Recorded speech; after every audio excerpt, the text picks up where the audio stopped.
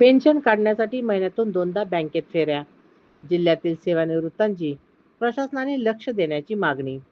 जिल्ह्यातील काही सेवानिवृत्तांना त्यांची पेन्शन काढण्यासाठी महिन्यातून दोनदा बँकेत जावे लागत असल्याने पेन्शनधारकांमध्ये तीव्र नाराजी व्यक्त केली जात आहे. बँकांकडून एका वेळी केवळ 20,000 रुपयांपर्यंतच रक्कम देण्यात येत असल्यामुळे ही अडचण निर्माण झाली आहे. या समस्येकडे प्रशासनाने तातडीने लक्ष द्यावे, अशी मागणी सेवानिवृत्तांमधून होत आहे. जिल्ह्यात सुमारे 70,000 पेन्शनधारक आहेत. यामध्ये जिल्हा परिषद, केंद्र व राज्य सरकार तसेच इतर विभागातील सेवानिवृत्त कर्मचाऱ्यांचा समावेश आहे. या सर्वांची पेन्शन वेगवेगळ्या बँकांमध्ये वर्ग केली जाते. मात्र काही बँकांनी रोख रक्कम देताना मर्यादा निश्चित केली असून एका वेळी केवळ 20,000 रुपये देण्यात येत असल्याचे सांगितले जात आहे.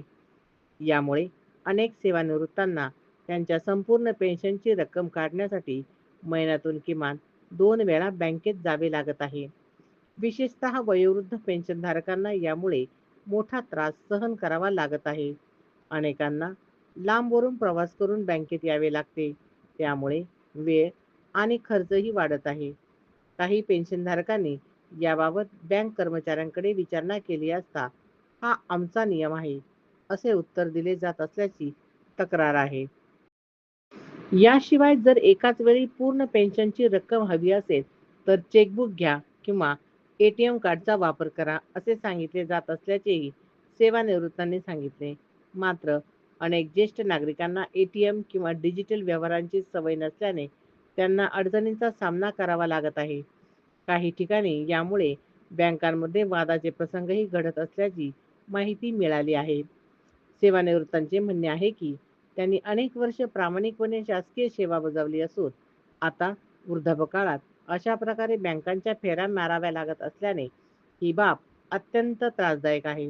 विशेषतः आरोग्याच्या समस्या असलेल्या ज्येष्ठ नागरिकांसाठी ही परिस्थिती अधिक कठीण ठरत आहे. या संदर्भात जिल्हा प्रशासन आणि संबंधित बँकांनी तातडीने बैठक घेऊन मार्ग काढावा, अशी मागणी पेन्शनधारकांकडून होत आहे. पेन्शन ही सेवानिवृत्तांची हक्काची रक्कम असून ती मिळवण्यासाठी अनावश्यक अडथळे निर्माण होऊ नयेत, असेही त्यांनी स्पष्ट केले. दरम्यान या समस्येबाबत जिल्ह्यातील काही पेन्शनर संघटनांनी आवाज उठवण्याची तयारी दर्शवली आहे. जर लवकरच समाधानकारक तोडगा निघाला नाही तर आंदोलनाचा इशारा देखील देण्यात आला आहे. त्यामुळे प्रशासन आणि बँकांनी या प्रश्नाकडे गांभीर्याने लक्ष देऊन ज्येष्ठ नागरिकांना दिलासा देणे गरजेचे असल्याचे मत व्यक्त होत आहे.